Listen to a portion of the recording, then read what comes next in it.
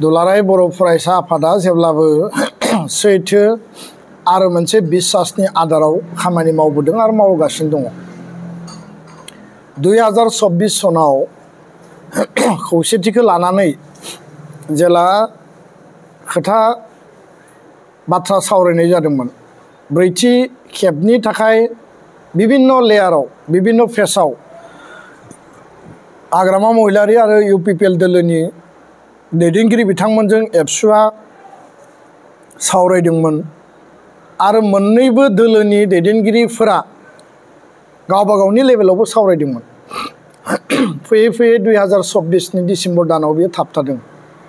दिनै बे सावरायनायाव स्वयं रिहन दैमारी BPF दोलोनि सासे दैदेनगिरि, बारग' मन्त्रि आरो उदालगुरि विधानसभा समस्तिनि बारग' MLA बिथाङाबो गाव स्वयं बै समाव रायलायनायाव आग-भाग लादोंमोन।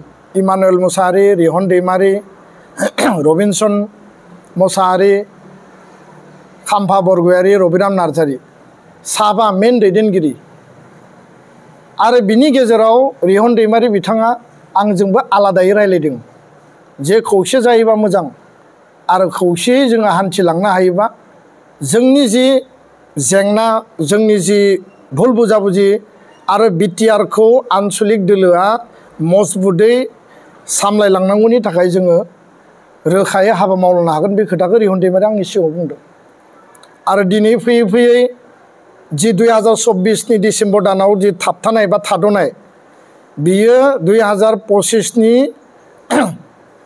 एप्रिल मे दाननिफ्राय इलेक्शनियारिं जि माने मेल मिटिङाव हाग्रामा महिलारिया बारम्बार मोनसे खोथाखौनो रिपिटेडलि बुंबाय थादों जे बै समाव बिथांमोन मोननै दोलोआ नांलाय खमलाय जानानै बे प्रसेस, बे जि थासारिखौ नस्थ' खालामबाय। जों आरो बेयाव आवगायासै। एबसुआ जोङो सेफ डिस्टेन्सआव जोङो अबजारभेसन खालामनानै थाबाय। किन्तु हाग्रामा महिलारी बिथाङा 100 टाइम्स बिथाङा बुंबाय जे दिपेन बर' आरो एबसुआ फैनानै बा खाम्फा बरगयारी बिथाङा फैनानै आंजों सावरायदोंमोन। जि सावरायनायाव रबिराम नार्जारीबो दङमोन, खनिन बसुमतारीबो दङमोन।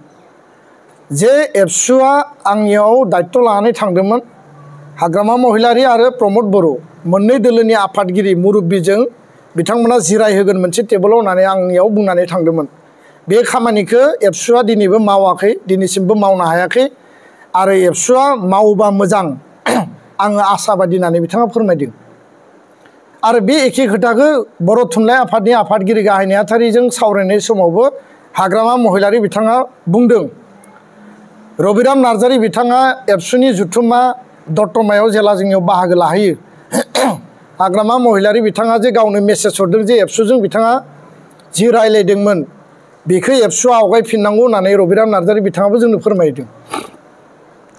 दिनैनि समाव हाग्रामा महिलारी बिथाङा रिपिटेड टाइम्स बुंनायखायसो दुलाराय बर' फरायसा आफादा बे थाद'नानै थानाय जि प्रसेसखौ फिन आवगायफिननांगौ, आवगायफिनजायो नामा बेखौ साननानै 13 जुलाइआव बर' माहारियारि आफादफोरखौ लिंनानै सावरायदों आरो 3 आगस्तआव सावरायदों।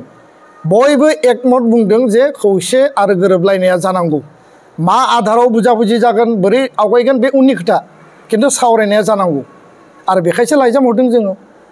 दा रिहन दैमारी बिथाङा गावनो स्वयं दङमोन। हाग्रामा महिलारी बिथाङा रिपिटेडलि 100 टाइम्स दिनैबो बुंगासिनो। किन्तु दिनै बिथांमोना जुदि माने रायजो राजानि माइन्डसेटखौ डाइभार्ट खालामनो नागिरबा बोरै जानो? आं रावखौबो सोंखारनो नागिराखै, खारन जोङो दाबो नेनानै दङ आसाबादि जे बिथांमोना जोंजों सावरायगोन बा हाग्रामा महिलारी बिथाङा जोंजों सावरायगोन।